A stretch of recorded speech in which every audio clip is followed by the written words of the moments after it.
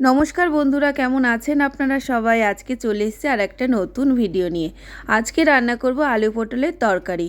কড়াইতে তেল দিয়ে আলু আর পটলটা নুন হলুদ দিয়ে লাল লাল করে ভেজে তুলে নেব।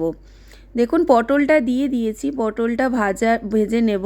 একটু নুন আর হলুদ দিয়ে দিলাম। পটলটা লাল লাল করে ভেজে তুলে নিয়ে এবার আলুটাও দিয়ে দেবো। আলুটাও সেম নুন হলুদ দিয়ে আলুটাও লাল লাল করে ভেজে নেব।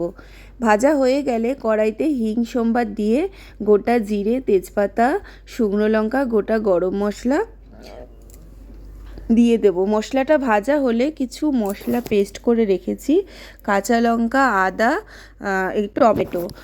আপনারা চাইলে পেঁয়াজ রসুন দিয়েও খেতে পারেন, আমি নিরামিষই করেছি।